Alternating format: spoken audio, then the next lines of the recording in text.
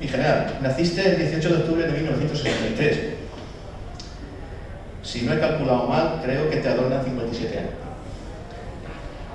Y no solo por edad, te es de aplicación aquello del verso de Calderón: a los más viejos verás, tratando de ser lo más y parecer lo menos. Así conocí al comandante Salón, siendo sencillo y cercano con todos, y así sigue siendo.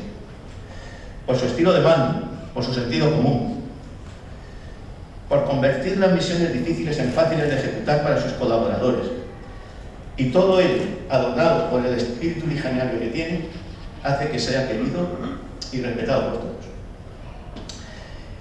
Ahora permítame que entre en un resumen de su currículum. Pertenece a la 42 promoción de la Academia General Militar y fue promovido en julio de 1987 al empleo de teniente de infantería y destinado al tercio gran capitán primero de la Legión en la segunda bandera motorizada en Melilla, realizando mando de sección de fusiles. En el empleo de capitán estuvo en el Regimiento de Infantería Motorizado Pavián, número 19, y posteriormente es destinado al tercio gran capitán primero de la Legión en la primera bandera mecanizada, en ambos destinos, y durante 7 años desempeña el mando de compañía de fusiles. En 1993 realiza el primer despliegue en el extranjero como componente de la agrupación táctica Canarias, UNPROFOR 2 en Bosnia-Herzegovina.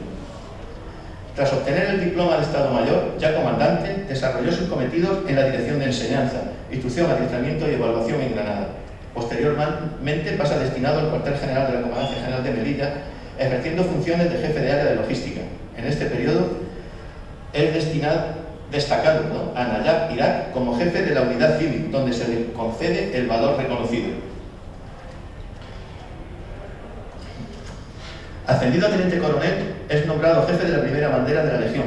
Despliega con su unidad en el contingente KFOR 25 en Istos, Kosovo, y finaliza el mando de la unidad en febrero de 2011 por ser destinado como ayudante de campo a las órdenes de Su Majestad el Rey Juan Carlos. En junio de 2014 pasa a las órdenes de Su Majestad el Rey Felipe, donde queda como ayudante de campo hasta el mes de diciembre. Asciende a coronel en julio de 2014 y en el mes de diciembre causa baja como ayudante de campo para ser destinado a mandar el tercio Alejandro Farnesio, cuarto de la Legión, en Ronda. En enero de 2015 es desplegado como parte de su unidad en Besmayak, Irak, y en el primer despliegue de la operación Alfa India contra el Daesh. En julio de 2017 asciende a general de brigada, haciéndose cargo del mando de la División de Operaciones del Estado Mayor del Ejército. Y en febrero de 2020 asciende a general de división, haciéndose cargo de la jefatura de Estado Mayor de la Fuerza Terrestre en Sevilla. Ha realizado múltiples cursos militares, entre ellos el de mando de unidades paracaidistas, el Estado Mayor de las Fuerzas Armadas, el curso CIMI, así como el de alta gestión de recursos financieros del Centro Superior de Estudios de la Defensa Nacional. En cuanto a idiomas, tiene reconocido el nivel de inglés 4443. En lo que a condecoraciones se refiere, tiene concedida la Gran Cruz del Mérito Militar con distintivo blanco, Gran Cruz, Plata, Encomienda y Cruz de la Real y Militar Orden de San Benedicto, Encomienda de Carlos III, 6 cruces al Mérito Militar, una al Mérito Naval, una al Mérito Aeronáutico y todas ellas con distintivo blanco. 2 menciones honoríficas, Medalla de Naciones Unidas y de la OTAN, Medalla Francesa de los Balcanes y Medalla Military Service de los Estados Unidos. No quiero extenderme más, pero creo que es interesante que antes de dar paso al ponente tengamos una idea, una reseña de su conferencia Alfa India Irak, última operación en la Legión. El conferenciante, partiendo de su visión privilegiada de jefe de contingente, nos irá adentrando en los pormenores de una misión, concretamente en el primer despliegue de la operación Apoyo a Irak. Tras una somera introducción del escenario del conflicto, iremos conociendo el lugar donde se instaló la base de operaciones y los problemas logísticos que fueron encontrados tras su llegada. También nos relatará que los riesgos y amenazas y el trabajo a desempeñar fueron una constante desde el comienzo, para posteriormente detallarnos en qué consiste una jornada diaria, tomando como referencia la famosa Brigada 92, una unidad totalmente desarticulada que, con el ejemplo e implicación de legionarios y soldados, fueron constituyendo una unidad que posteriormente participaría en las operaciones principales de la liberación de Ramadi y Mosul. Finalmente, el conferenciante nos adentrará en los detalles de vida propios de un contingente que, partiendo de la autoridad de un despliegue expedicionario, afrontará las limitaciones con alegría y sin renunciar a las señas de identidad. Les dejo con el general Salón y su conferencia Alfa India, Irak, última operación en Alfa. Ahora, general, con su permiso.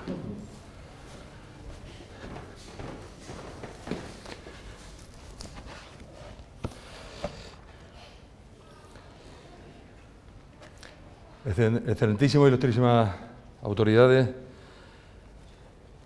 señor presidente del Círculo de Laboradores, Merito Peinado, presidente de honor del Real Círculo de Labradores y queridos compañeros y amigos.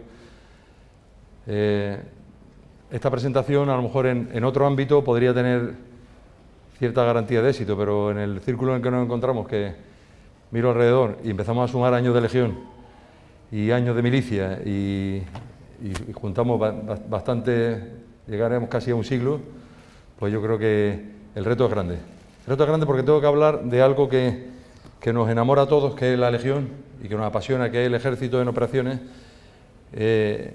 Y bueno, desde el punto de vista de eso, privilegiado de un jefe contingente y sobre todo en un escenario de apertura de la misión, que siempre es donde se generan las grandes anécdotas. Y es porque una constante de la que hablaré, pues será esa, el expresar por qué el legionario, muchas veces el soldado en general, cuando las cosas vienen mal dadas es cuando realmente da lo mejor de sí mismo. Y es un poco la enseñanza que yo quería transmitir.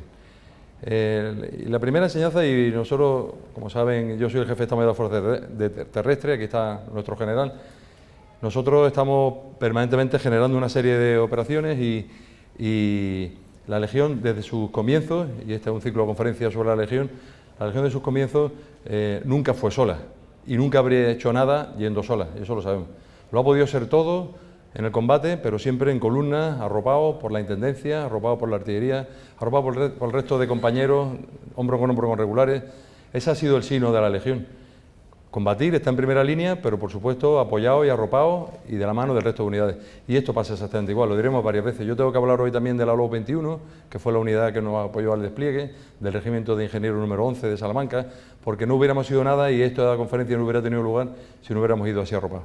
Entonces, pretendo dar un mensaje, por supuesto, de alabanza a las virtudes del legionario, porque estamos hablando de la Legión, porque es su centenario, pero también de la Legión como una unidad que se abraza al resto de las unidades de la Fuerza Terrestre, por supuesto, y del Ejército en su conjunto. Todas las fotos que hay aquí son fotos mías, y si no son mías, pues son de mi conductor, que era Juan Trigo, que le di mi cámara, le dije, ve sacando todo lo que veas y ve sacando fotos, lo cual siempre es un riesgo, porque prepara la presentación y tienes miles de fotos, y luego escoger las mejores, pues cuesta, ¿no? Esta es una foto que le tenemos mucho cariño, el hoy GEMAD, entonces jefe del mando de operaciones, almirante López Calderón, y hoy almirante general, vino a vernos y aquí nos está un poco pues poniendo en valor el trabajo que estábamos haciendo.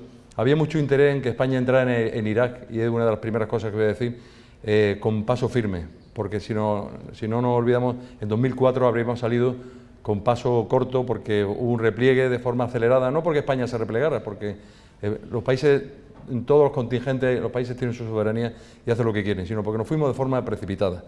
Entonces, volver a una coalición con los americanos suponía que teníamos que dar una imagen de firmeza y de lealtad a la coalición. Eso fue un poco, lo veremos un poquito durante la conferencia, fuimos un poco espejo de mucha gente y en esa línea pues fuimos trabajando.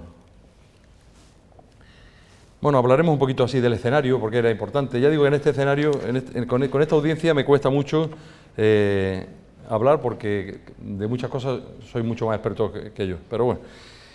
Hablaré un poco cómo va España, cómo es el despliegue de la Legión, cómo era la misión, por supuesto luego dónde se realiza la misión, en el campo de Besmaya, que hablaremos mucho de él. Hablaremos de esa Brigada 92, nos gustó el nombre además, 92, que es un nombre tan emblemático para España, para nuestra historia, pues pareció que nos tocó la lotería. Es una brigada totalmente deshecha, de desertores, que nos dan un poco a ver si somos capaces de hacer algo, puesto que siempre en el ambiente anglosajón, pues España parecía un poco como el patito feo de esa coalición. Y teníamos que abrir hueco y coger lo que nos dieran. Y por último hablaremos de la vida diaria, que es donde realmente el legionario pues da lo mejor de sí mismo.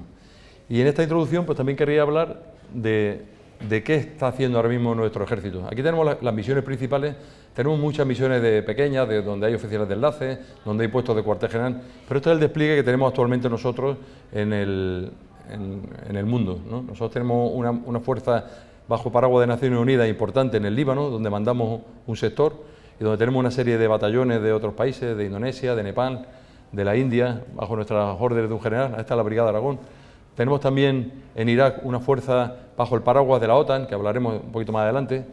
Tenemos en Turquía un despliegue importantísimo de una batería Patriot que está contribuyendo al artículo 5 de la OTAN a la defensa aérea de un país aliado. Y luego vemos también que tenemos en Mali lo que diríamos nuestra frontera adelantada, donde tenemos un contingente ya importante, estamos ya cerca de los 500, mandados por un general español, por el general Gracia. Y por último tenemos también en Letonia un contingente, una fuerza también bajo paraguas de la OTAN en defensa, en una misión de artículo 5 también, de defensa de países aliados. Es decir, nosotros tenemos bastante callo, podríamos decir, en general contingente.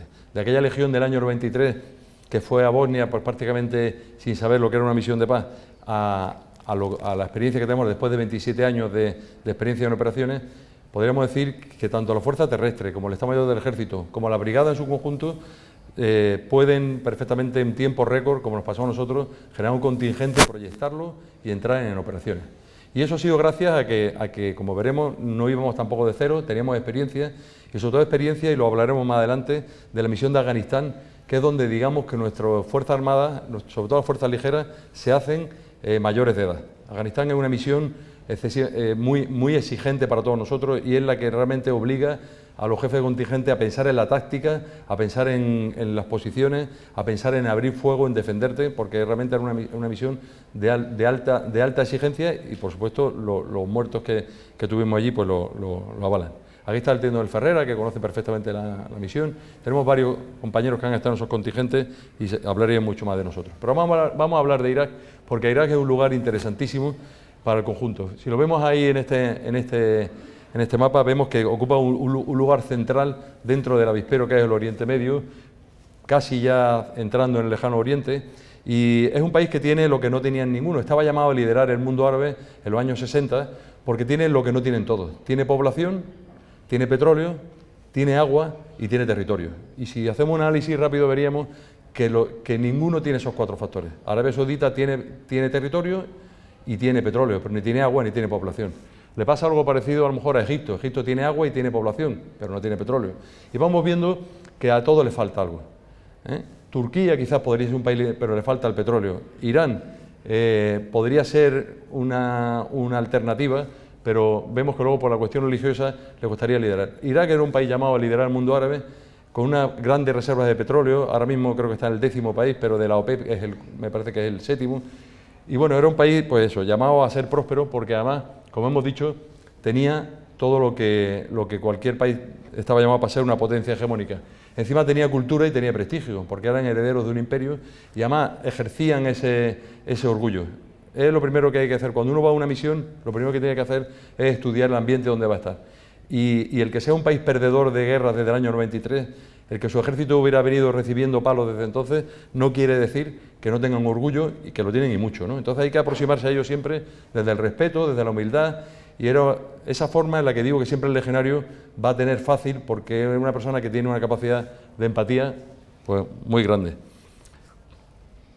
Pero tiene un problema: el país no es hegemónico a nivel religioso, con lo que supone para caldo de cultivo de los fanatismos. Si vemos ahí la parte verde, la mayoría chiitas, que fueron los sometidos en la época del régimen de Saddam Hussein, que era de una minoría suní, y entonces, bueno, en población vemos que son mayoritarios, pero han pasado un calvario en los regímenes anteriores.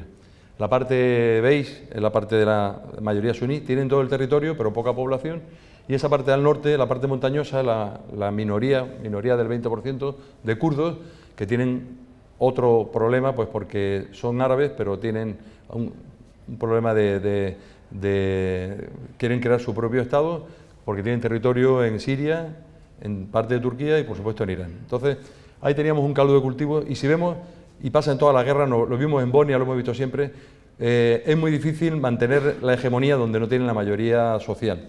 Entonces, donde vemos los colores nítidos, ahí no hay problema. Donde se produce la fricción es donde se mezclan las etnias, la mayoritaria que va a intentar explotar o exterminar a la minoritaria. Y ese es el problema que tiene Irak. Bagdad, la capital, el centro económico y el centro político, está mezclado. Entonces no es fácil mantener una capital unida cuando las etnias predominantes están mezcladas allí. Bueno, ese era un poco el origen un poco de la inestabilidad permanente que tiene Irán. Y esa inestabilidad provoca que cuando cambia el régimen, demográficamente los chiitas se van a hacer con el poder, y ya lo tienen siempre. Hay muchos partidos, pero al final se unen siempre, y se unen, y lo primero que hacen es pues, explotar a la minoría suní. Es decir, caldo de cultivo para que el Daesh, que es de una creencia religiosa suní, pueda penetrar perfectamente en el ambiente reprimido, que es del que estamos hablando. Y eso pasa en el año 2013. En el año 2013, la primavera árabe, el integrismo radical suní en Siria ocupa un territorio grande, pero Hezbollah le impide ya en la zona occidental avanzar, y entonces dan la vuelta y se vienen hacia Irak. Irak tiene un ejército en ese momento de 200.000 hombres. En el año 2010 han conseguido que los americanos se vayan. Los americanos solo han mantenido en la embajada, en el aeropuerto, una embajada bastante grande, con un batallón de operaciones especiales, por si tiene algún problema, pero realmente la coalición se ha ido, y en 3 años el ejército de 200.000 hombres es incapaz de detener a unos 20.000 hombres del Daesh que pasan de Siria hacia allí. ¿Pero por qué? Pues porque el miedo es gratis, y el miedo vence a las batallas. La guerra de la propaganda la hacen muy bien. Vemos estas imágenes, todos nos quedamos helados cuando vemos decapitando a periodistas, a colaboradores, a gente de ONG, europeos. Es cortar 4 cabezas para llegar 4 tiros, y cunde el pánico. Y cunde el pánico también, bueno, pues porque ahí vemos a Abu Bakr el-Baghdadi, que ya murió, pues lanza la fatua de que quiere crear el califato con la capital en Mosul, capital emblemática, y esos militares que están en teoría defendiendo la frontera occidental, en la zona de Siria, pues lo primero que hacen es desertar. Cogen un taxi, cogen a su familia y mandan a la familia a Nayaf, a Kerbala, la zona de donde son ellos, y dejan sus unidades prácticamente desguarnecidas. Primera enseñanza, el mando, lo hemos visto aquí, crónica de la guerra de África, el índice de muertos de mando era mucho más alto que el de tropas en proporción, pues porque el mando tiene que quemarse cuando lleguen estas circunstancias, y allí no pasa. ¿Qué es lo que hace el Daesh? Pues ocupa prácticamente sin pegar un tiro grandes ciudades. Mosul, la antigua Nínive, referencia, además boca de salida, lo veremos ahora, del petróleo, pues se hace con toda la zona de los valles del Tigris y del Éufrates que están pegando a Siria. Como tienen poca población, hemos dicho 20.000 hombres, no es nada, hacen una defensa basada en el terror. Ponen barricadas, activan con explosivos, lo que se llaman los IED, esa barricada, y ponen francotiradores que se han entrenado en Siria, que son excelentes. El musulmán es muy buen tirador, lo sabemos, tiene paciencia. La paciencia es lo primero que necesita un tirador para un buen combatiente. Entonces todo es cuestión de ponerte ahí en la ventana, y cuando alguien intenta remover la barricada, pues darle un tiro. Es decir, es muy difícil recuperar con 200.000 hombres que tienen ellos una ciudad que la tienen batida desde las alturas, y que tiene un sistema de barricadas muy eficaz y perfeccionado. Todo es cuestión de esperar y crear un Estado Islámico dentro de ese Estado de Irak. Es la primera vez que un grupo terrorista pasó en Colombia cuando las FARC tuvieron un territorio, pero era un territorio que no tenía prácticamente capacidad de progresar. Pero es la primera vez que un grupo terrorista está en 2 países, Siria e Irak, con acceso a fuertes ingresos por el petróleo. Irak sacaba el petróleo por Basora, e Irak sacaba el petróleo por Siria, por oleoductos. Al cerrarse Siria, ellos van a sacar el petróleo desde camiones, haciendo contrabando por Turquía, y van a tener derecho a unas fuentes de ingresos enormes, con lo cual el problema es más grande. Y así llegamos a la cumbre de Gales, donde el país, Irak no tiene más remedio que pedir ayuda a la comunidad internacional. Y lo hace pues acudiendo a las Naciones Unidas. Ese gobierno de Nuri al-Maliki, que había echado a los americanos, de hecho no queremos que siga aquí, tiene que ir a Naciones Unidas a decir que le echemos una mano, o que no es capaz de recuperar aquello. Es importante ver también que ese ejército consigue parar al Daesh en las puertas de Bagdad, y lo consigue pues porque los chiitas no están dispuestos a que Bagdad ni el sur de Irak caiga en manos del Daesh. Lo veremos ahora por qué.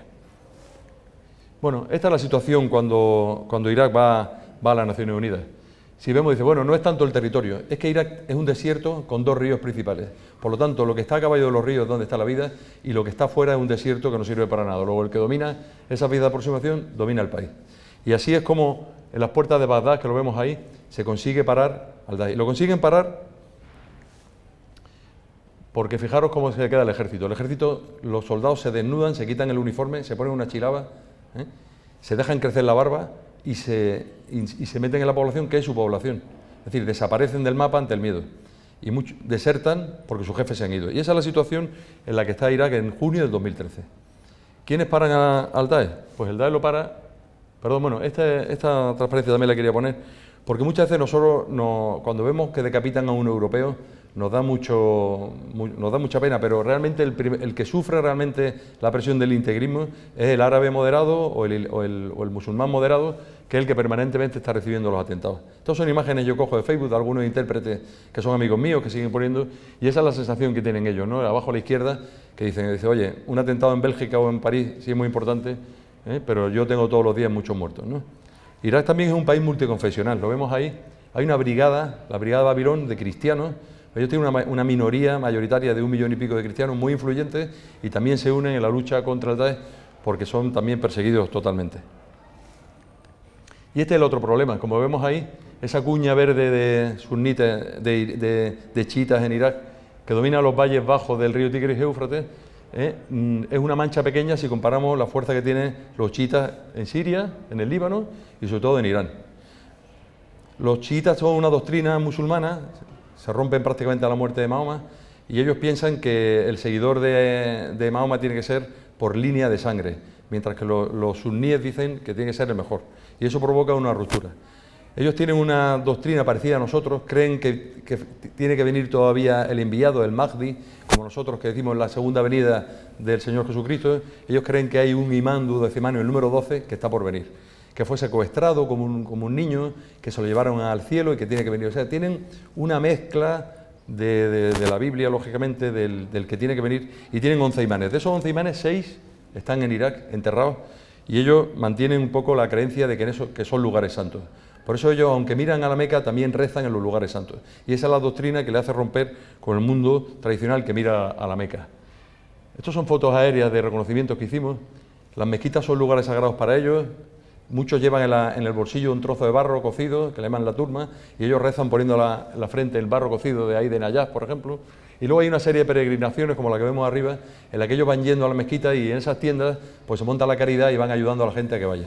Todo buen chiita tiene que enterrarse en Nayaf, que es la tumba del imán Ali, con lo cual la fuerza de atracción que tiene Bagdad y que tiene Irak en conjunto para el mundo chiita es tan grande que nadie podía pensar que los chiitas iban a permitir que pasara lo que estábamos viendo, ¿no? Que era eso, que Irak pudiera caer en manos de sus enemigos los sunitas. Eso obliga a que Irán, que tiene dinero y tiene poder, pues esté prácticamente intentando meter en su influencia a Irak, que era un país nacionalista y que no se podían ni ver, pero que ya sabemos ahora mismo que por la cuestión de la religión y por la doctrina de los imanes, pues ahora mismo está muy influenciado por el territorio iraní. Y estos son dos protagonistas también que quería poner aquí. Uno de ellos, el imán Ali Sistani, lo vemos a la derecha, es casi el papa para el mundo chií. Vive en Bagdad, lo hemos visto hace poco en la tele, cuando el papa Francisco ha ido y se ha entrevistado con él. Lo que él diga lo seguirán a muerte del mundo chiita. Es un hombre mayor, pero es un hombre venerable, pacífico, y él lanza una fatua y dice que hay que parar al Daesh como sea.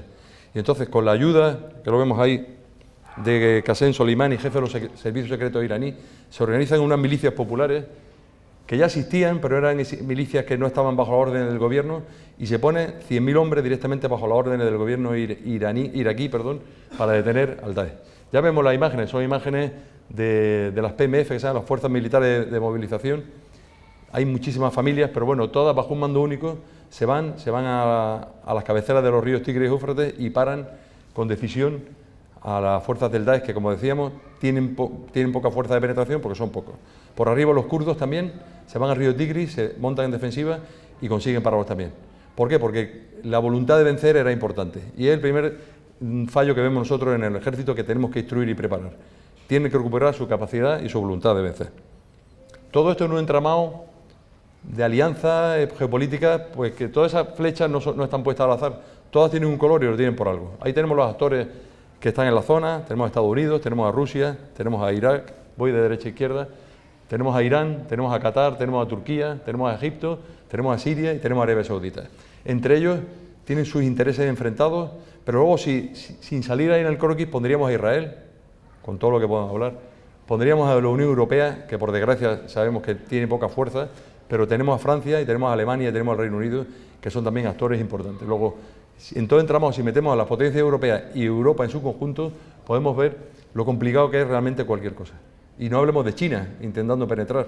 Y todo ese mercado de armamento que iban apareciendo por allí, intentando conseguir que un ejército de 200.000 hombres compre sus helicópteros, compre sus aviones, compre su munición.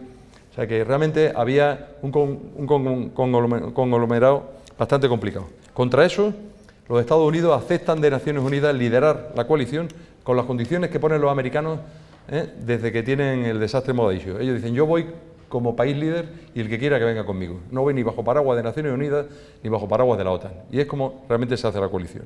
Es una coalición que se genera a finales del año 2014, concretamente en el mes de noviembre, en la que España es de los primeros países que ofrece 300 hombres, que era un contingente importante. Llegamos a ser los segundos, después de Estados Unidos, luego nos adelantó Australia, y poco a poco los americanos lo que quieren cuando van ahora a la guerra son muchas banderas que den legitimidad, pero el protagonismo de la operación, que es como realmente ellos creen, y creo que con razón, que es como tienen que actuar.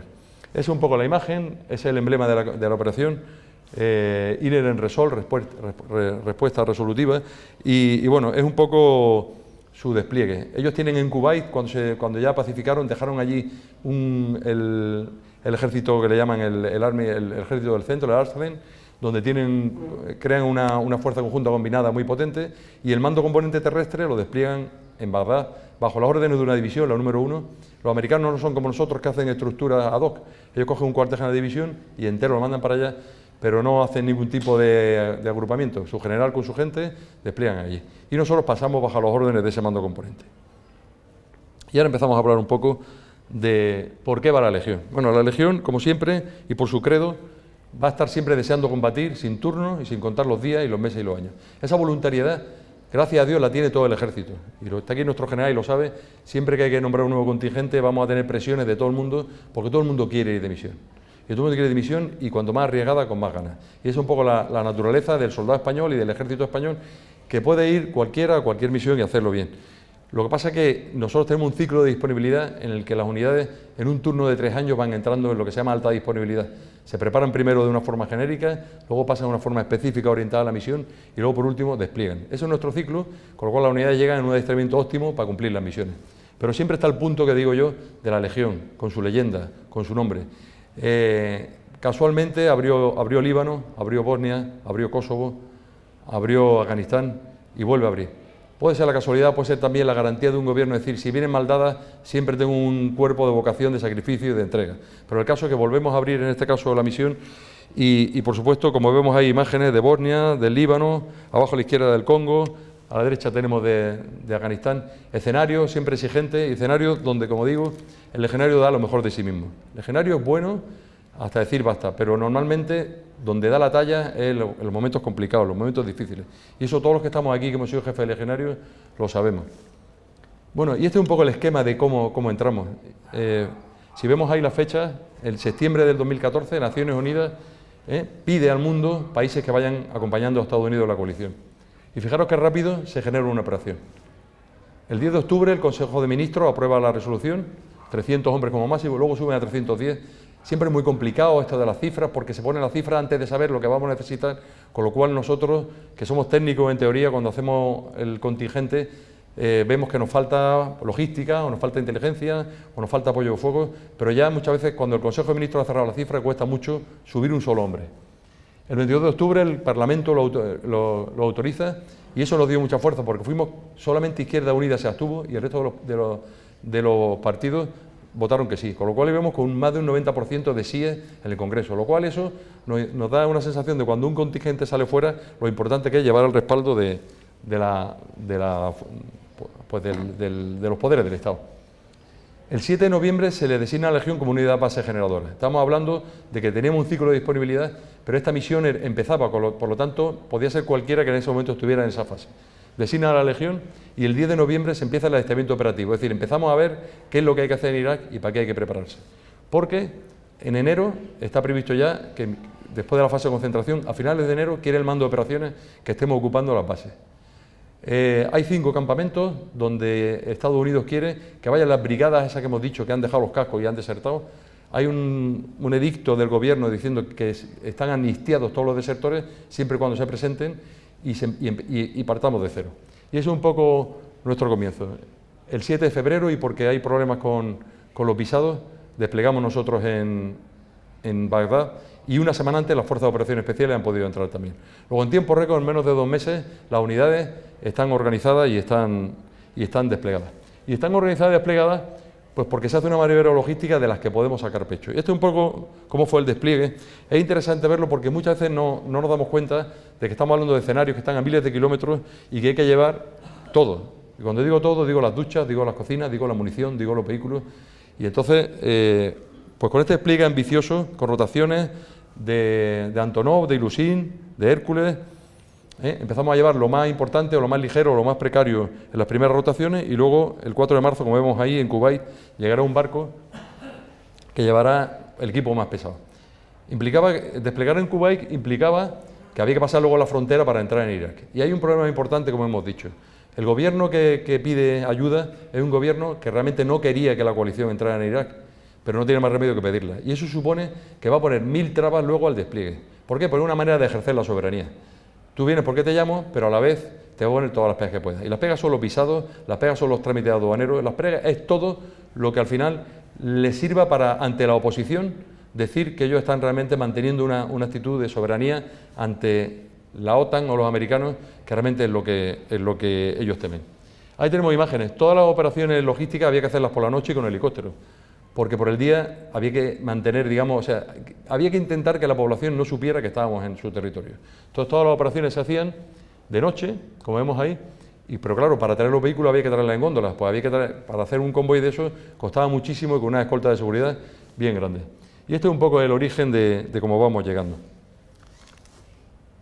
Como hemos dicho, el 7 de marzo, bueno, montamos los aviones, Air Europa iba a llevarnos, no quiere ir al final por miedo a la seguridad, y al final un avión de la Fuerza Aérea Española es la que nos lleva. Y esta es la primera parte de la exposición, que es lo que ha habido hasta ahora, ¿no? Y ahora vamos a hablar un poco ya desde dentro, ¿no? Como si dijéramos qué hay detrás de la cortina, qué es lo que se vive allí. Porque muchas veces idealizamos a la gente que está en misión. Las misiones son bonitas, pero bueno, tampoco tienen más ciencia que el vivirlas día por día, pero desde fuera muchas veces pues tienen ese misterio de lo que no se conoce. Pues es un poco lo que vamos a hablar ahora, ¿no? Y nos vamos ahí a un lugar, a Besmaya, como decían los americanos, in the middle of nowhere, y a unos 40 kilómetros de Bagdad, que es una gran ciudad, pero ahí en mitad de la nada. Eran unos terrenos disecados por Saddam Hussein, ahí se plantó. Ellos tienen una cultura gastronómica basada en el arroz, y entonces, como hay muchos ríos y hay un terreno muy inundable, allí se hicieron una especie de merlones y se inundaba todo y se plantaba arroz. Y en esa base los americanos eligieron para poner un centro de entrenamiento importante donde poder el ejército iraquí después ir generando sus unidades. Esa base se abandonó, quedaba un jefe de campamento, podría parecerse a Cená San Gregorio, una jefatura de campo, pero la zona donde nos mandan a nosotros, en un reconocimiento que hicimos relativamente regular, pues pensamos que estaba para entrar y acantonarnos, ¿no? Pero no fue así. La zona que nos asignan es esa que está marcada en rojo, dentro de una base iraquí, sin seguridad, sin un perímetro, con lo cual nosotros estábamos allí el primer día, nos metimos en un gimnasio, pusimos un cuartelero en la puerta y dijimos, bueno, a ver si mañana estamos aquí vivos o muertos, ¿no? Porque no sabíamos tampoco lo que había. Estábamos mezclados en la base, ¿no? Había que irle diciendo al jefe de la base que necesitamos una seguridad perimetral, porque por procedimiento lo teníamos que tener, y poco a poco vamos abriéndonos espacios y vamos pues fortificándonos de alguna manera. No tuvimos una mala entrada. Lo que sí era importante ver es que las condiciones de vida pues eran bastante precarias. Esa fue nuestra llegada. Ahí podemos ver que hay unos botellines de agua, lo único que tenemos agua y raciones de previsión, y ahí de pie está un general inglés, el deputy commander de la división, que vino a darnos la bienvenida y nos dio un poco ahí una arenga de por qué estábamos allí. Vemos que no hay luz, la luz de las linternas, pero a él le gustó un poco el ambiente ese, porque los ejércitos tienen que mantener la austeridad y la capacidad de desplegar en condiciones expedicionarias y duras.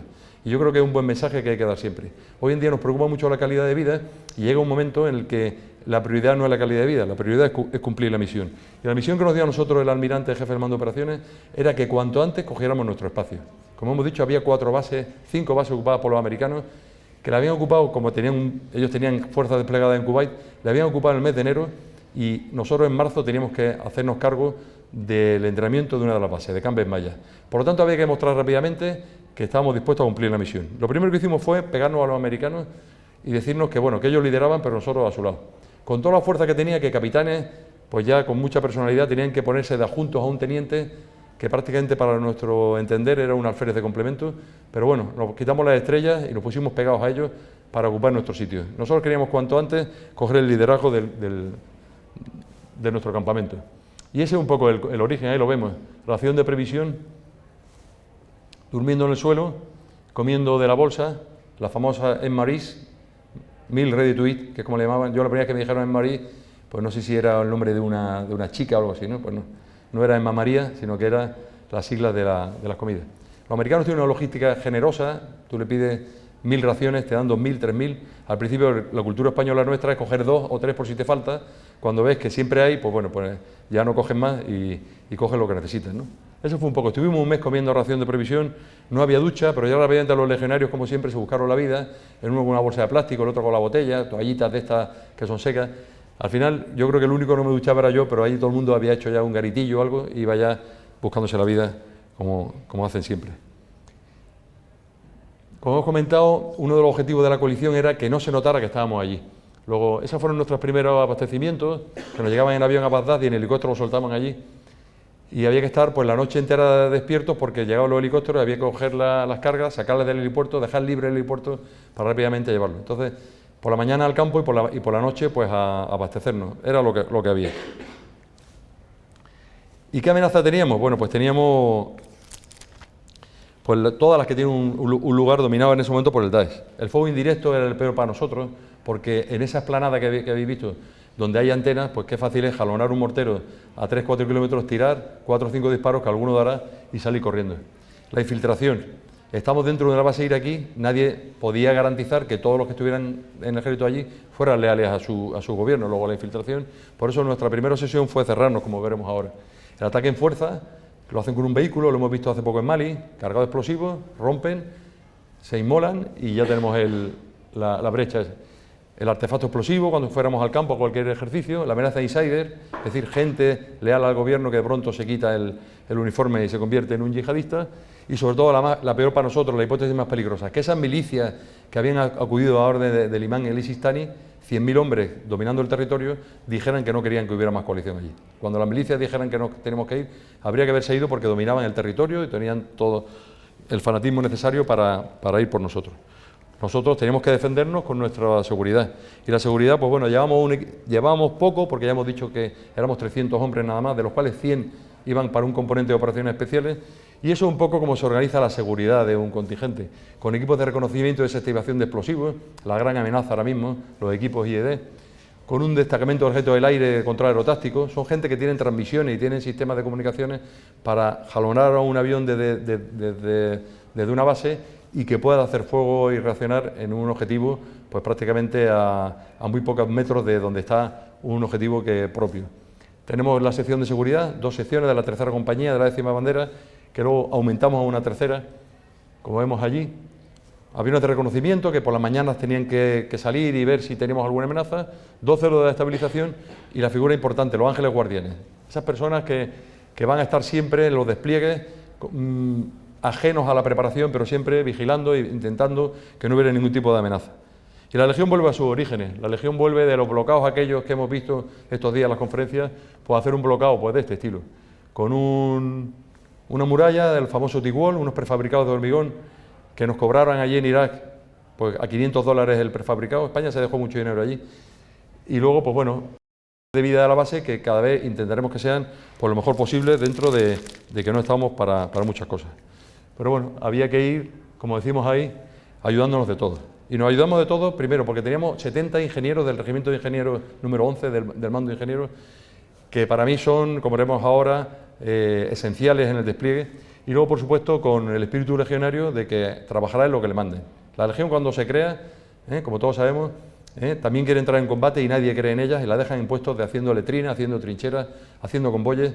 Y Millán Astray tiene que decirle con el espíritu de sufrimiento y dureza que no se quejará de fatiga, ni de dolor, ni de hambre, ni de sed, ni de sueño, y que hará todos los trabajos. Y eso está metido en la masa de la sangre del legionario, hacer todos los trabajos.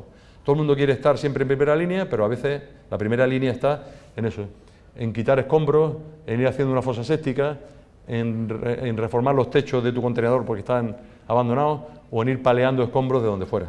La calidad de los materiales podemos imaginarla, era un cemento que estaba ya totalmente descompuesto porque tendría muy mala mezcla y se habría descompuesto. Entonces hubo que empezar prácticamente pues de la nada.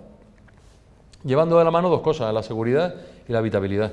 Ahí vemos montando la garita, los T-wall y a la vez pues esos contenedores de madera. Los americanos trabajan mucho la madera, hacen mucha casamata de madera, la trabajan muy bien.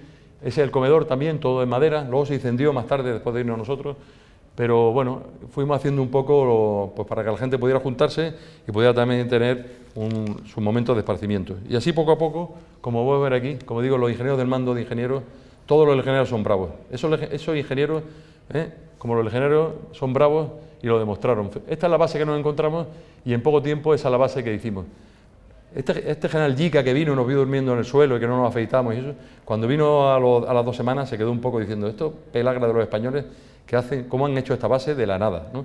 Y eso fue un poco la sensación. Y empezamos a recibir visitas pues, de todo el mundo, porque yo creo que nadie se creía que en Besmaya, donde no quería ir nadie, porque estaba en mitad de la nada, nosotros estábamos siendo capaces de construir una base así. Esas son las tiendas Bresciani, ese es el polvorín. Y entonces, pues construyendo pues tácticamente, con rigor, sin alarde, sin comodidades, pero a la vez, pues con mucho poderío. Ahí estuvieron nuestros ingenieros, ayudados por los legionarios, pero la base, por supuesto, era del teniente del DCEA y su grupo de ingenieros, 70 hombres, que además no eran al estilo legionario, que nosotros somos capaces de hacer una zanja en 10 minutos. Ellos iban con el estilo ingeniero, que es planeamiento y programación. Todos los días a las 3 se iban a dormir la siesta, se levantaban a las 5 y de 5 a 8 trabajando. Y yo decía, ¿pero por qué os acostáis? Porque ellos tenían su programa y decían, y tal día terminamos la esplanada y la terminaban, y tal día terminamos el polvorín y lo terminaban. Iban con una programación y con un rigor que desde luego daba gusto verlo. Y prácticamente sin una queja y con una atención a todo lo que le pedíamos impresionante. Así que el 7 de marzo nosotros dijimos que estábamos ya con la capacidad operativa completa, una frase que a nuestro general le hace mucha gracia porque, es decir, ready para el combate. Las unidades americanas tienen todo un grito de guerra. El ready go era el de la 82, una brigada paracaidista bajo cuyas órdenes estábamos nosotros. Había una división mando componente, una brigada, la 82 aerotransportada y nosotros, dependiendo de la brigada, su grito de guerra era ready go, que es lo que dicen ellos cuando enganchan y se tiran del avión. En la primera videoconferencia, cuando decían ready go, pues yo realmente no sabía tampoco que había grito de guerra. Los marines también decían semper fideles y uno que había allí, que era de la división primera, decía duty first, porque es el grito de guerra de la primera acorazada. Pero yo, como no sabía, digo duty first y me decía, ¿cuándo va a salir el duty second? Pero bueno, no salió nunca hasta que me di cuenta que era su grito de guerra y nosotros decíamos ya, para no quedarnos atrás, viva la Legión, cuando empezábamos nuestra videoconferencia. Bueno, pues esta fue un poco nuestra trayectoria. El 11 de febrero habíamos llegado el 7 a Bagdad y el 11 nosotros, ahí estamos ya en el campo. Ahí está el capitán Puertas, por ejemplo, que ya venía con experiencia de Afganistán, con un teniente americano. El 21 de febrero izamos banderas, otra línea importante. Había que mostrarle ahí a los iraquíes que éramos sus compañeros. Por lo tanto, había que huir de cómo fuimos en el 2004 y siempre bandera iraquí con bandera española. Los vehículos nuestros, bandera iraquí y bandera española. Éramos un pueblo hermano y además teníamos que ser conscientes que estábamos en su territorio para ayudarles y no para imponerles nada. Y el 26 de febrero el embajador, que el otro día recibió la Gran Cruz al Mérito Militar, ahora está en el Líbano, presidió el izado de bandera. Los americanos habían hecho un plan de campaña, ellos siempre hacen una línea de operaciones, pues una de ellas es para el Advise and Assist, que es la de arriba, es decir, ayudar a las brigadas, a las grandes unidades a planear y a conducir operaciones. Nosotros teníamos de momento una limitación, ahora lo estamos haciendo, pero en aquel momento no se podía. Otra que tenía era el Tribal Engagement, que es decir, a las tribus suníes leales, o por lo menos que no se habían unido al Daesh, movilizarlas en el territorio dominado por el Daesh para ayudarles. Ahí están las operaciones especiales, ese tipo de asistencia militar es para lo que están diseñados. Luego teníamos que hacer el apoyo logístico a la operación, el país líder era los americanos, operaciones de información, como vemos permanentemente la bandera iraquí, no la bandera de su tribu, y nosotros teníamos la parte de Building Partnership Capacity, entrenar a las fuerzas de ese círculo verde, y luego ellos tenían reservado siempre el apoyo aéreo, que era lo que da la fuerza, porque tenemos que hablar que no se ocupa el territorio, solo se ocupaba las bases, y eran ellos los que tenían que liberar el país. Bueno, pues había que coger audiencias de adiestramiento como fueran. ¿Por qué? Pues porque el escenario que hemos visto era de lo más inhóspito. Si los legionarios los llevamos de Irak, los metemos en una base donde no hay nada y encima lo tenemos todo el día construyendo casetas, pues al momento ya iban a empezar los problemas. Entonces nos ofrecieron esta brigada, le decían la brigada Talafar. Talafar es una ciudad que está al norte, cerca de Mosul, que eran de etnia turcomana, despreciados por supuesto por los iraquíes en general, que son árabes, eran de otra raza, muchos no sabían ni siquiera hablar árabe y habían desertado todos porque sus jefes habían ido.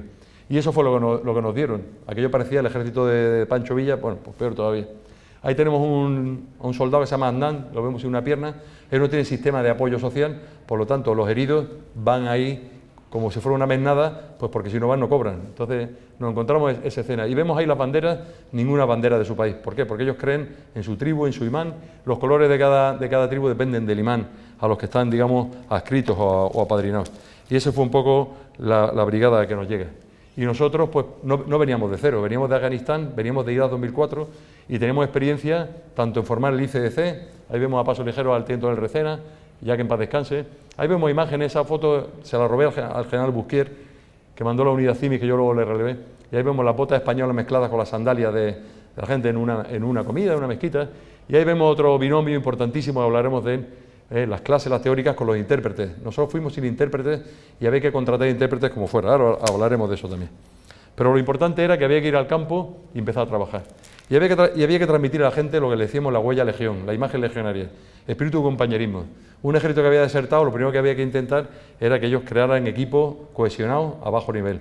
Cabos, binomios, entonces la palabra binomio y la palabra escuadra fue las primeras que empezamos a hacerle ver. Es decir, no eres nada si estás solo, el primer mensaje. Y luego, por supuesto, el segundo mensaje era que los mandos mandan con el ejemplo.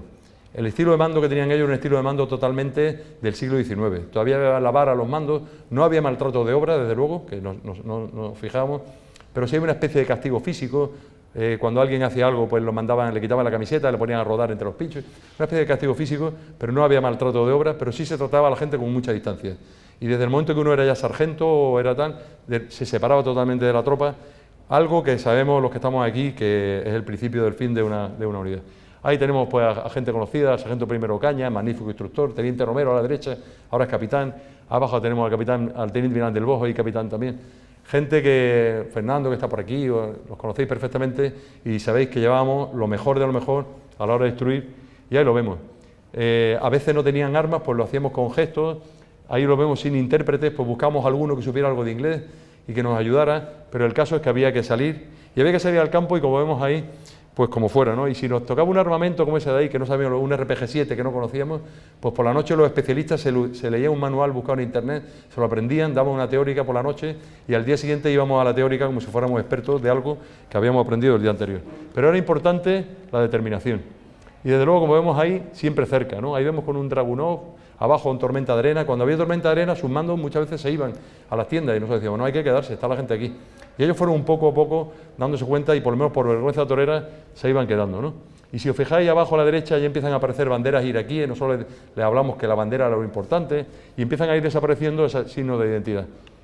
Buscando la motivación, el compromiso, esos ejercicios que vemos ahí tirando un camión, ejercicios de cohesión que nosotros estamos hartos de hacer porque sirven para que el jefe de pelotón tire de su pelotón o de su sección, pues bueno, tuvimos que hacer esas herramientas para que la gente empezara a unirse y a cohesionarse. Y vemos arriba a la izquierda un ejercicio de fuego real, lo más peligroso para nosotros, porque claro, se trataba de ponerle un cargador y munición a un soldado de una lealtad que en ese momento tampoco llegábamos a saber qué grado tenía. Y vemos que detrás siempre va alguien atento, pero bueno, es que tenían que hacer temas de fuego real, si es que eran ellos los llamados a conquistar o a reconquistar su país.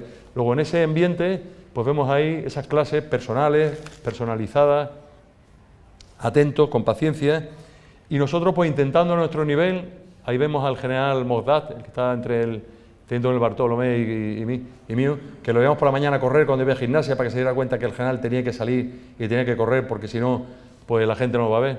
Ahí vemos a Adnan a la derecha con una bata blanca, el que le faltaba la pierna, ahora hablaremos de él también. Le compramos entre todos una pierna ortopédica, la encargamos a Zaragoza, no le quedó bien, hubo que volverla a traer, pero al final le pusimos una pierna ortopédica. Y ahí vemos el ministro de Defensa iraquí, que vino a vernos también, el de la izquierda.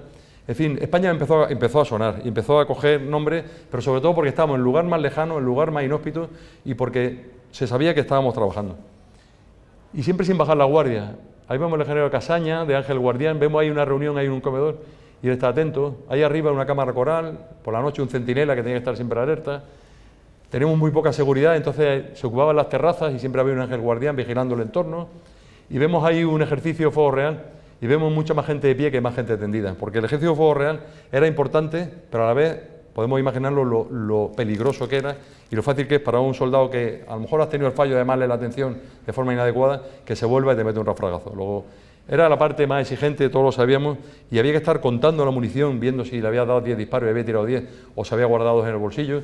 Ese era un poco el trabajo delicado, y que ahí es donde los legionarios, los instructores, daban la talla permanentemente. Esa es la imagen de cuando llegamos, recibimos la Brigada 92, con las banderas del imán Ali, me parece que son, y nosotros siempre poniendo la bandera española, la bandera iraquí. Abajo a la izquierda vimos un día a un soldado con una bandera española, se le habían cambiado con los legionarios, y yo dije, bueno, vamos bien. Y abajo a la derecha vemos, pues, entrega de diplomas, dimos unos gorrillos de legionarios. Había que intentar que nos aceptaran y que vieran que los admitíamos al equipo. Y siempre el día a día era ese, entrenamiento del arma que fuera. Aparecía todo sin orden ni concierto. Aparecían unos morteros de 120 rusos, que no sabíamos cómo funcionaban, pues aprenderlos, hacer un curso mortero. De pronto nos dieron 100 fusiles de tirador selecto, pero además de distintas clases. Hubo que hacer un curso de tirador selecto, y poco a poco íbamos siempre, pues eso, avanzando en lo que sería construir una gran unidad, porque no se trataba de hacer pelotones y secciones, se trataba de crear una brigada que tenía 2.000 hombres, pero con un asentismo enorme. Yo creo que con el estadio diario no llegábamos ni a 500 o 600 al día, salvo el día que se cobraba o el día que se repartía el equipo, que venían todos, porque era así. El que no estaba de escribiente, estaba tal, no había manera, y nosotros apretábamos al general muchísimo, y yo tenía que estar permanentemente levantando la moral de los instructores, porque se habían estado toda la noche preparando una teórica para 30 de un curso de morteros y aparecían 10, que no eran los 10 del día anterior. Y entonces se le venía la moral abajo y yo le tenía que decir pues que precisamente por eso habían perdido la guerra y por eso estábamos nosotros allí. Bueno, curso de conductores, aparecían de pronto vehículos nuevos, pues te los aprendías y enseñarlos.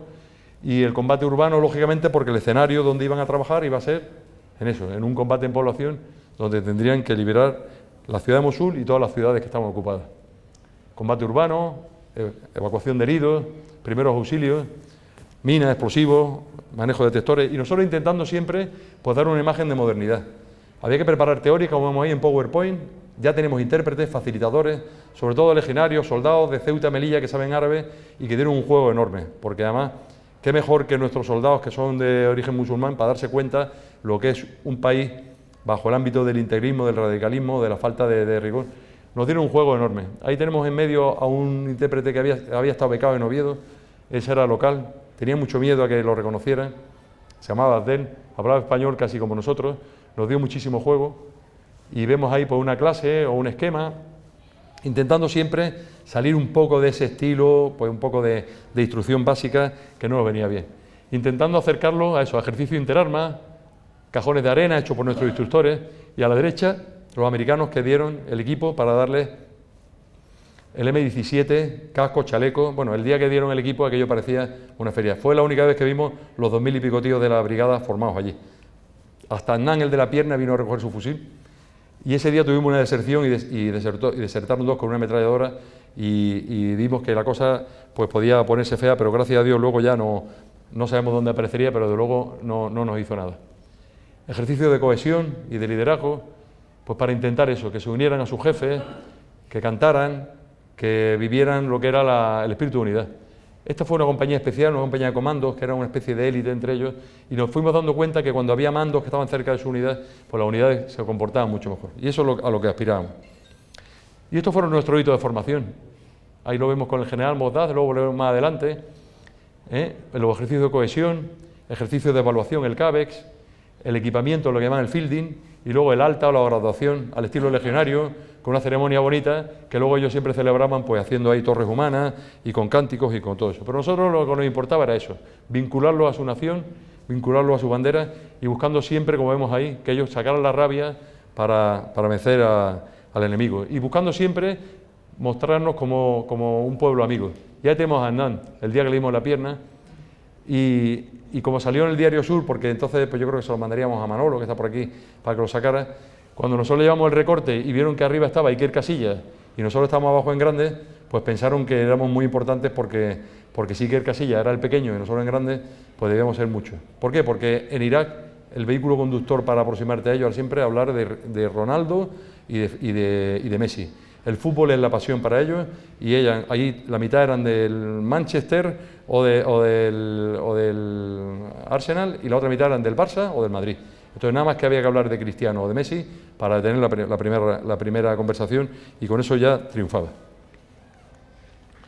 Bueno, nuestro BPC, nuestro campamento, tuvo muchísima visibilidad, éramos los primeros, tuvimos visitas de todos, ministro de Defensa iraquí, ministro español, ahí lo vemos con el GEMAT de entonces, pues todo el segundo jefe de la 82, nuestro almirante general, el segundo jefe del mando componente, y vemos ahí en el centro a la derecha una comisión del Parlamento, los americanos vigilan mucho el presupuesto, entonces hubo una comisión de defensa que vino allí y ellos van comprobando en qué se gasta el dinero, qué resultados da.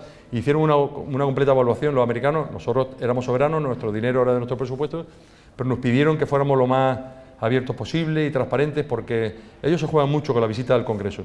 Encima nosotros, que claro, una visita de esta pues no dejaba de ser un latazo, encima tormenta de arena, tuvieron 2 días más allí con nosotros, yo ya no sabía dónde iban a meter a los congresistas estos, pero bueno, al final ellos se ponían ahí a leer y eso y nos dejaron tranquilos. Y luego fijaros el jefe de instrucción y adiestramiento, el jefe como podría ser el de la DIVOPE de su ejército, un inspector de servicio que podría ser el IGE, y a la derecha el general Yica, que fue nuestro padrino, ese que vino la primera noche y cada mes o por ahí se venía a pasar la noche con nosotros, dormía con nosotros, porque además le gustaba ver los progresos y sobre todo se comprometía a que nunca iba a guardarse información la coalición que afectara a nuestra seguridad, pues porque los americanos desde la experiencia de Irak tienen un grupo, el Five Eyes Only, es decir, 5 países que son los únicos que pueden tener acceso a toda la información, que son lógicamente los de su gran coalición, Canadá, Reino Unido, Australia, Nueva Zelanda y ellos, los Five Eyes. Y nosotros no éramos Five Eyes, dijimos que éramos coalición y que por lo menos en lo que nos afectara a nosotros debíamos saber y él nos garantizó que así iba a ser. Y de aquella brigada 92, en 3 meses sacamos esta unidad que debía irse a combatir. Y de hecho llegó un momento que como veían que se acercaba el tiempo, el general inventaba excusas. No, me gustaría que me dieras un curso de combate, no sé qué, tal, y de primeros auxilios, pero ya lo que quería era seguir en Benmaya y no salir para allá, ¿no? Pero llegó un momento que tuvieron que desplegar. Bueno, como decía antes, así eran ellos, ¿no? Ellos, pues, no podíamos aspirar tampoco, en cuanto terminaba el alta, pues, así se comportaban, ¿no? Y entonces nosotros teníamos, pues yo, como hemos comentado, uno de mis problemas era levantar la moral de nuestros instructores. El teniente del Bartolomé, que es muy organizado, se venía abajo muy pronto y era porque se revolvía contra la actitud de ellos. Entonces encontramos este lema de Lauren de Arabia, que como sabemos hizo algo parecido, que fue preparar a los árabes para levantarse contra los turcos. Entonces él le decía a sus oficiales algo así, que realmente no podías esperar que hicieran todo como tú querías, ni hacerlo tú por ellos. Había que enseñarles y un poco dejar pues que se condujeran a su manera y que ellos ganen su batalla con nuestra ayuda, pero no nosotros ganarla por ellos, porque eso fue lo que se hizo en el 2004 y al final no sirvió para nada. Y ya termino la segunda parte y pasamos a la tercera. El lugar de vida, ¿dónde vivían los legionarios? ¿Qué hacíamos? Como vemos, un sitio austero, había un legionario, un cabo procedente de la legión, el ALO 21, ya no está, que pintaba muy bien y lo pusimos a pintar y empezó a hacer cosas. Y siempre, como digo, bandera española, bandera iraquí, y los portugueses que llegaron a una sección de comandos y pasaron a ser instructores con nosotros, se integraron muy bien, gente dura, gente respetuosa. Y bueno, pues ya empezamos a hacer las cosas. El comedor era la única zona común. Ahí se jugaba al mus, ahí se comía, ahí se veía la tele cuando la tuvimos. Hicimos un equipo de fútbol, allí había varios campos, había mucha pasión. Y el teléfono, ya lo veis, un teléfono conectado a un satélite que tenía 1 o 2 minutos para hablar porque la gente haciendo cola. Luego poco a poco fuimos ganando y contratamos la línea de SL y pudimos. Y a la gente había que tenerla motivada y entrenada porque allí nos levantamos a las 5 de la mañana, a las 7 la gente estaba en el campo, porque a las 12 estábamos a 50, a 52 grados y había que volverse. Pero claro, aunque diera siesta, la tarde era muy larga, allí anochece tardísimo y entonces empezamos a hacer actividades un poco de motivación, pues para que todo el mundo tuviera siempre cosas que hacer, que no fuera solo estar whatsappeando o escuchando música. Se nos ocurrió hacer la plaza ibérica con España y Portugal y todo el mundo tenía que pintar un escudo de su provincia. Lógicamente no había de todas, pues buscamos el que su abuelo fue de Ávila o era de Álava o de los sitios más raros para que todo el mundo hiciera. Entonces pues por la tarde la gente pues se le daba la pintura e iban haciendo lo que pudieran. La tercera compañía hizo ahí el Puente Nuevo y fue la que hizo un poco las obras de interés general. Hizo este Tiguol al comandante Baró. El comandante Baró era un comandante que fue un símbolo porque fue de operaciones especiales, paracaidista y guerrillero, y legionario, perdón. y entonces murió en Diguanilla en el año 2004. Hicimos ese cuadro que hoy está en Ronda, ese Tiguol, cuando se replegó la base de Maya, se llevó en barco y ahora mismo está en el cuartel de Montejaque como un tótem de lo que son las misiones. Y ahí vemos a la gente pues, por las tardes, en su rato libre, pues pintando su escudo. Y todo lo que se nos iba ocurriendo.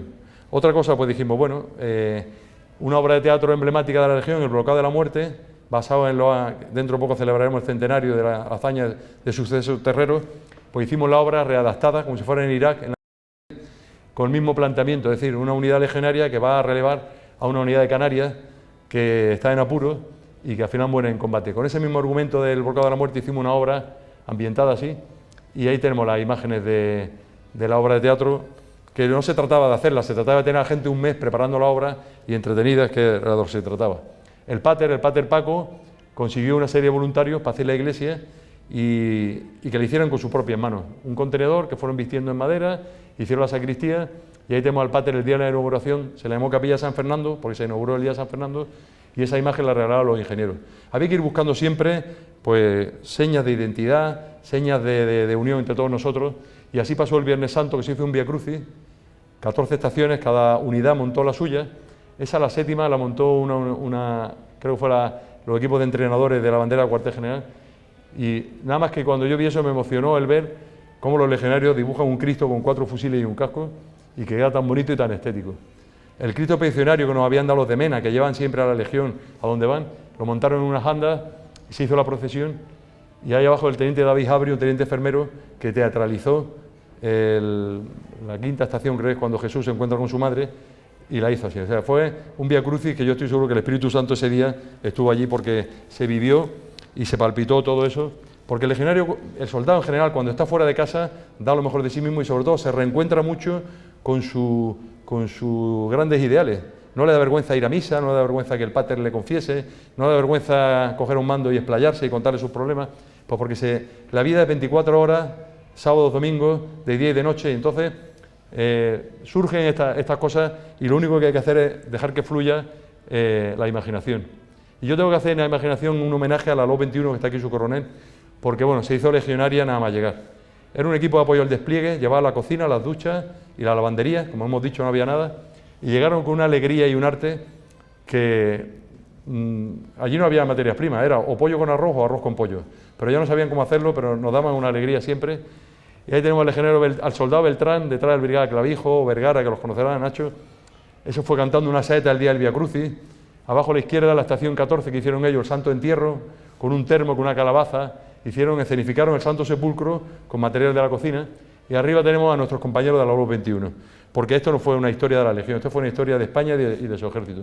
Pero esta gente que está ahí, desde luego se ganaron el puesto de legionarios con todo su derecho, porque trabajaban como el que más. Además fueron los últimos, durmieron en una tienda, fueron los últimos en pillar contenedor, camareta, y siempre con una alegría, que yo tenía que irme a la línea de distribución y pegarle 4 voces, porque es que tardaban muchísimo en repartir la comida, porque con todo el mundo le gastaban una broma y se ponían a guasearse con ellos.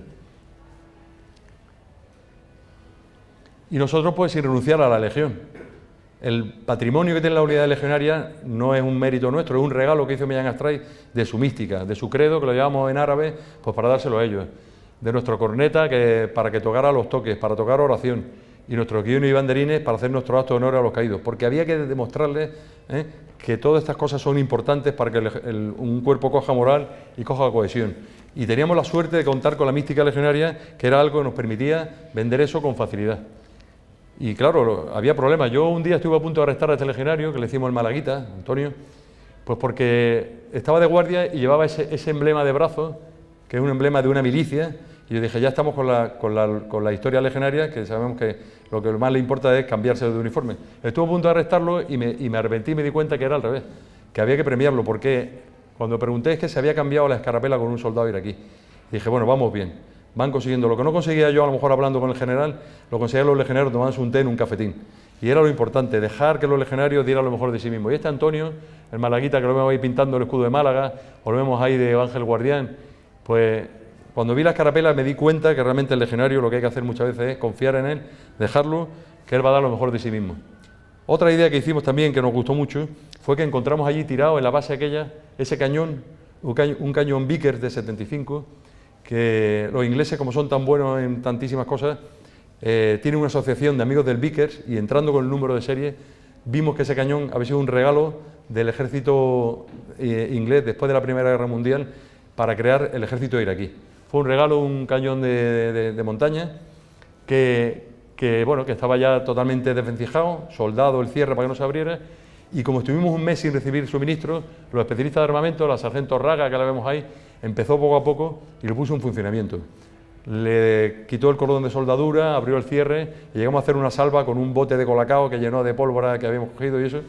Y ese cañón, el general de la base nos lo regaló y lo tenemos hoy en la sala histórica del Cuarto Tercio, pues como un símbolo que siempre que venía alguna visita le decíamos que el símbolo del cañón era el símbolo de nuestro trabajo allí, que habíamos cogido un cañón roto y desvencijado y que íbamos a devolver un cañón en funcionamiento, y que la Brigada 92 era como ese cañón y le íbamos a convertir en un cañón, pues como lo dejamos, ¿no? Bueno, y por último, pues para terminar, nos vino una corresponsal del país, siempre pues nos advirtieron, cuidado, que siempre está. Bueno, pues esta corresponsal que se pasó un día con nosotros, Ángeles Espinosa, creo que está en Emiratos o algo así, lleva todo el Oriente Medio, tiene un blog, y coincidió que el día que vino habíamos hecho un festival con un legionario, el Cabo Leiva, que es rapero, y estuvo ahí pues cantando su rap, bailamos una sevillana, salió a bailar también, y me acuerdo que cuando terminó el festival me dijo, yo sé por qué ha perdido el ejército iraquí la guerra, porque le falta un credo como el que tenéis vosotros. O sea, que nosotros de alguna manera íbamos demostrando o vendiendo pues lo que era el espíritu de cohesión, que realmente que es lo que es el espíritu legionario y lo que ellos necesitan tener. Y estos congresistas que vemos ahí hicieron su informe, su assessment al mando central, y valoraban la actuación. Y voy a leer un poco informes que luego fuimos pillando. Y decía, tras su marcha de Besmaya, la 92 tardó varias semanas en marchar al frente. Finalmente, tras varias idas y venidas, a principios de agosto, fue desplegada en Samarra para participar activamente en la operación Ain al-Faras. La coalición Daily Updates hablan del buen papel de la 92 que ha hecho en el frente, extractando literalmente algunos comentarios. Y decía, la Brigada 92 ha dado la talla y estamos contentos con el resultado. Finalizada la operación Ain al-Faras, es destacar que los hombres de la 92 lo hicieron muy bien. Y asimismo, en varios informes relativos al proceso de apicing, varios Advisor Officer Teams de la coalición plasman en su informe el comportamiento de la 92 en comparación con la 76 y la 73, que eran brigadas adiestradas por los americanos, que decía, pese a que la 92 es una brigada mecanizada sin medio mecanizado actualmente, sorprende la velocidad de su movimiento, moviéndose tan rápido o incluso más que la 73 y la 76. Bueno, nosotros, pues, por supuesto, pues sacando pecho. Y estos son los generales, hemos hablado del general Mogdad, que era el general de la brigada. A la derecha está el general Sabah, jefe de la división donde estaba encuadrado. Lo vemos abajo, si vemos abajo a la izquierda, que yo estoy con barba ahí, se ve el general Sabah arengando a las tropas y a la izquierda el general Mogdad. Esos mismos están arriba con el GM de ellos, y abajo vemos al GM con el primer ministro entrando en Ramadi anunciando la liberación. Es decir, nuestras fuerzas en primera línea y ganando batallas. La misión de Irak fue evolucionando, llegó a tener 500 hombres, con un componente de operaciones especiales muy importante, con una fuerza de helicópteros importante. Hemos llegado a tener 6 helicópteros allí, ahora tenemos 3. Luego evolucionó hacia la OTAN, los americanos querían que OTAN fuera cogiendo protagonismo, entonces toda la parte de entrenamiento la tiene la OTAN. Y por una cuestión, pues yo creo que también de tipo político, tuvimos que abandonar Besmaya y ahora estamos en Bagdad con una fuerza de protección bajo paraguas de la OTAN. Tuvimos la suerte de que el rey, el día de su cumpleaños, en el año 2019, fue a visitar Besmaya y pudo comprobar allí, de palabras del ministro de Defensa, de palabras de los mandos iraquíes, cuál era el trabajo de nuestra agrupación y de todas las agrupaciones que nos siguieron. La Legión siguió, fue el coronel Cepeda, entonces hoy general, con un equipo de la 8ª bandera, ha estado el 2º tercio de Ceuta también en la última rotación con fuerza de protección, pero ha estado la Brigada Preguista, ha estado la Brigada 11, ha estado la Brigada 10, ha estado gente del País Vasco. Es decir, los españoles lo han seguido haciendo bien, cada uno con su afán y cada uno mejorando siempre, pero tuvimos el orgullo y la satisfacción de abrirse los primeros. Y nada más, mi general.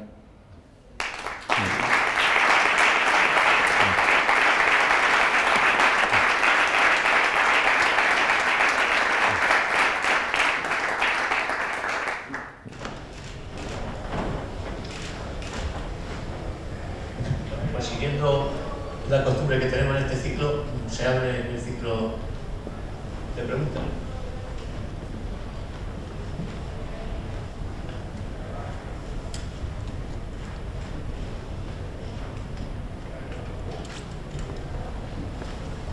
Gobernador general. Bueno, muchas gracias por la alusión en general. Por alusiones, ¿no? Ahora una consulta solo. Cuando hemos visto la llegada de ese material disperso de ametralladoras de un modelo, fusiles de francotirador, etcétera. Gracias, perdón. ¿Cómo funcionaba la logística para que eso pudiera funcionar? Bueno, el ejército iraquí tenía un problema logístico grande que no lo tenemos nosotros, que es que ellos no tenían visibilidad, no tenían un sigle para entendernos. En nuestro sistema integrado de gestión logística permite en todo momento saber dónde están los recursos y quién los tiene. El modelo de ejército iraquí, que tiene mucho que hacer por evolucionar, es un modelo, digamos, el que el mando es un mando despótico, y no lo digo en tono negativo, un estilo de mando. Con lo cual el mando se hace fuerte, como lo hemos conocido los que somos ya mayores. Entonces un mando lo que hacía era decir que no por sistema para ejercer el mando y dar ese mando un poco autoritario, despótico. Entonces era muy difícil, por ejemplo, te venían los fusiles pero no te venían las miras, o tenían los fusiles y las miras y no venía la munición. ¿Por qué? Pues porque el que tenía la munición se hacía fuerte en ese tema. Entonces era muy complicado arrancar cualquier tipo de actividad. Tenían cientos de miles de armas en todas partes, pero no sabían dónde estaban. Entonces, porque todos sabemos lo difícil que es la trazabilidad de un producto desde que llega, porque había países que no habían participado en la coalición y lo que habían hecho grandes donaciones. Alemania había donado muchísimo, Estados Unidos todo lo que estaba dando eran donaciones a fondo perdido. Entonces tenían cientos de miles, millones de munición de 7.62 que éramos incapaces de poner en las líneas de tiro porque no sabíamos dónde estaban. Entonces era muy complicado. Era un ejército que, como hemos visto, que estaba empezando y estaba arrancando y que sobre todo tenía grandes lagunas. Por eso está ahora la misión de OTAN, porque una vez que se derrotó al Daesh, lo que se está haciendo ahora es, en todos los niveles de mando, intentar enseñarle a ser un ejército moderno. Entonces ahora lo que tenemos son unos facilitadores que van al Ministerio de Defensa, a los cuerpos de ejército, y se le está intentando pues crear una estructura logística y de planeamiento pues, acorde a los tiempos, ¿no?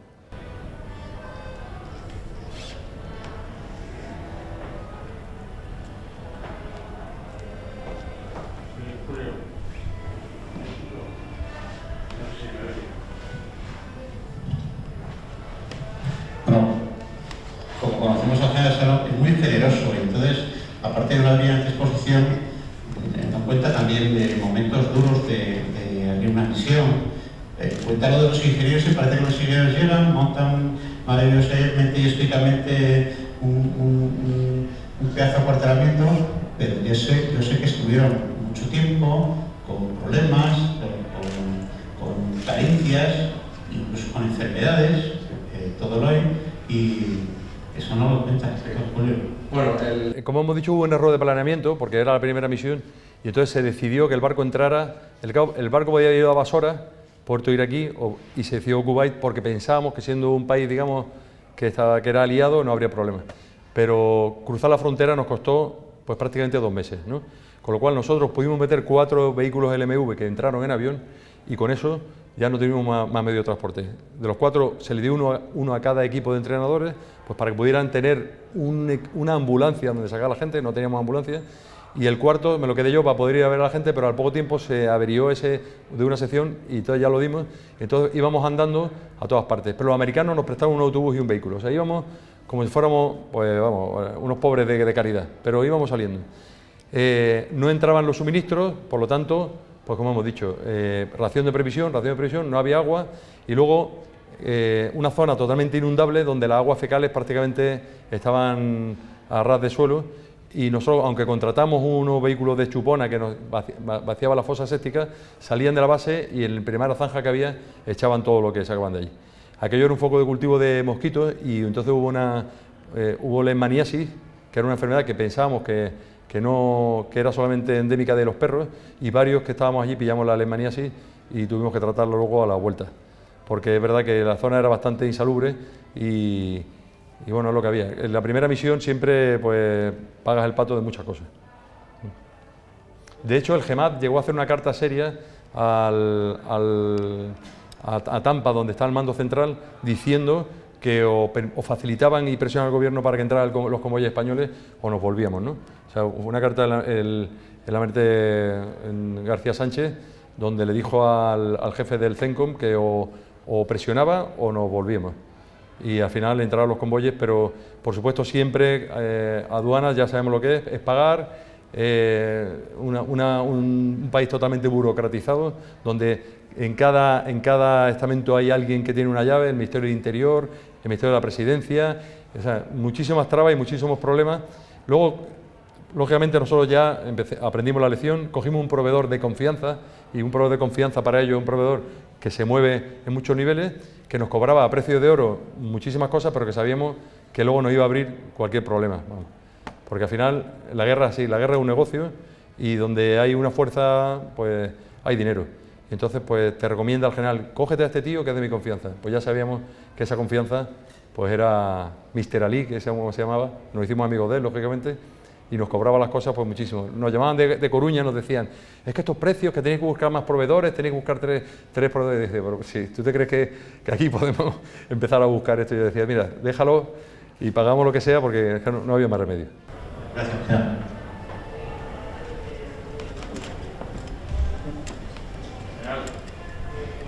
Una pregunta. El ejército de aquí sabemos que prácticamente lleva, no voy a decir toda su vida, pero lleva muchos años de guerra, muchos años de combate, y entiendo que el 90% del personal sería personal con experiencia en combate. Pero a la hora de adiestrar a los oficiales y suboficiales especialmente, ¿se encontraron con personal con ciertos conocimientos tácticos y de procedimientos de combate o no? Vamos a ver, el problema que tiene el ejército iraquí, o que percibimos nosotros, es que tenía una hiperinflación de empleos. Yo no he visto más generales en mi vida, ni más coroneles, ni más tenientes coroneles y comandantes, y poquísimos mandos intermedios. Eso va a empezar. En segundo lugar, el ejército iraquí, cuando entran los americanos en el año 2003, es purgado totalmente. Entonces, todos los que habían sido, digamos, del régimen que había, que no había otro, son automáticamente echados. Y empiezan a hacer carreras gente de origen chiita, que lógicamente, como el ejército anterior era de origen suní y había, digamos, ayudado a que los de su etnia predominante, de las familias pudientes de suníes, fueran los que fueran coroneles y generales, hacen una purga. Y entonces hay gente, como ese general Abad que hemos visto ahí, jefe de la base, que tenía 37 años y era general de brigada, y yo era coronel en ese momento. Es decir, ellos hacen entonces, los que eran de carrera, porque luego ellos se dan cuenta que hacen una purga, se les viene todo abajo y tienen que llamar de nuevo a los mandos que habían echado. Entonces, los que eran de carrera van viendo cómo se van a ir viendo postergados, y que eso a lo mejor para ellos, niñatos que habían sido tenientes o habían sido capitanes, estaban ahora de coroneles y ellos siguen siendo tenientes, coroneles o generales, ¿no?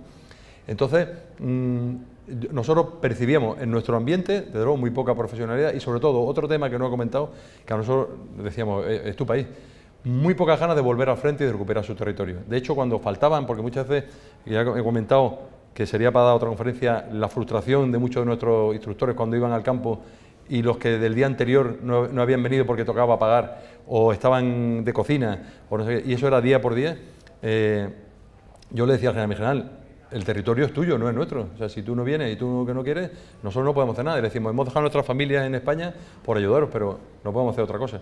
Entonces, nosotros veíamos en nuestro entorno muy poca profesionalidad, y eso sí, donde había un buen mando se notaba. Había algunos buenos, esos comandos que hemos puesto ahí, ese capitán que había ahí de comandos comía con su tropa sentado en el suelo, ellos comen siempre en el suelo sentados, siempre en un corro. O sea, en cuanto había un líder, se notaba esa unidad, un sello distinto. Nosotros ya hemos dicho que lo que pillamos fue de lo malo a lo peor, porque era una unidad que se había desarticulado por completo, que no creía en su jefe, y de hecho ellos se criticaban, si se desertó, si se tal. O sea, ellos también luego, ya cuando había confianza, entre ellos, pues cuando había un jefe y tal, había un jefe de batallón que estaba con Ángel Carricondo, con el comandante Carricondo, que ese era un buen jefe y tenía el batallón, pero los otros dos, de hecho, los americanos se guardaban la potestad de cesar a tenientes coroneles que no dieran la talla, y a uno de los nuestros lo cesaron. O sea que sí, pero yo lo que notaba ahí, desde luego, es una falta de mandos intermedios enorme. Por eso lo primero que hacíamos era intentar localizar a pequeños líderes con esos ejercicios de cohesión y ponerlo a mandar pelotón. Lo que hizo Millán Astray cuando se crea la Legión. En cuanto había gente buena en el campo, los pone el parche de cabo.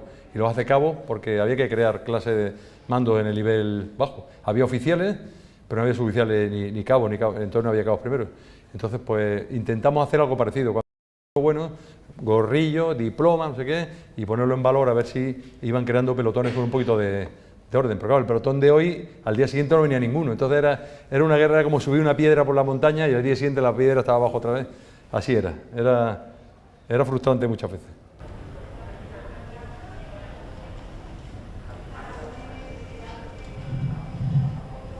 Mi general, no quisiera perder la oportunidad de felicitarle por, como dice el teniente general, por esta espléndida exposición. Creo yo que llena de matices en lo formativo, en lo humano, en el esfuerzo del ejército. Francamente, son de las conferencias que uno sale aprendiendo, por lo cual yo quiero felicitarle. De todas formas, quisiera, mi general, después de esta experiencia, el conglomerado que hay allí de multiculturalidad, problemas étnicos, religiosos, es decir, la falta de cohesión política entre ellos, Irak está preparada para, de alguna forma, es decir, ha aprendido la lección que se le haya podido dar. Bueno, Irak tiene un problema identitario grande, por mucho que nos pongamos ahí la bandera y tal, eso era un esfuerzo. Es decir, de hecho la constitución iraquí contemplaba una república federal con 3 territorios y no se ha podido llevar a cabo porque Bagdad está totalmente entremezclada entre suníes y chiitas y porque hay varios santuarios de imanes que están en zona suní, entonces es imposible dividirlos, pero de hecho la idea que tenían era una especie de república federal con 3 territorios con una gran autonomía y que eso pueda ser un poco viable. El problema ahora mismo es que eso no va para adelante y el segundo problema es la pugna geopolítica de Arabia Saudita y de Irán en el territorio, ¿no? Porque es un territorio, como vemos, rico y que donde tiene. Entonces, Irak, por desgracia, no está preparado, pero tiene una sociedad que está demandando ya ese cambio, porque luego nosotros, pues con los intérpretes, por Facebook vamos siguiéndolos, ellos tienen ganas de... Ellos tienen una mentalidad bastante abierta, dentro de que son de religión musulmana, pero tienen ganas, digamos, de progresar y eso. ¿Cuál es el problema? Que el que coge un poco de cultura y puede tener acceso, lo que quiere es venirse a Estados Unidos y abrirse una nueva vida, pero es un problema porque ahora mismo la situación es que el Kurdistán es prácticamente un estado independiente, donde uno de los problemas que tuvieron las operaciones de liberar Mosul es que para que las brigadas no kurdas pudieran entrar y hacer un envolvimiento y atacar Mosul de norte a sur, tenía que autorizarlo el presidente autónomo de la República del Kurdistán. O sea, no podía un ejército del país entrar en esa zona. O sea, el plan de campaña hubo que hacerlo contando con que no iba a haber permiso para que entrara en territorio kurdo.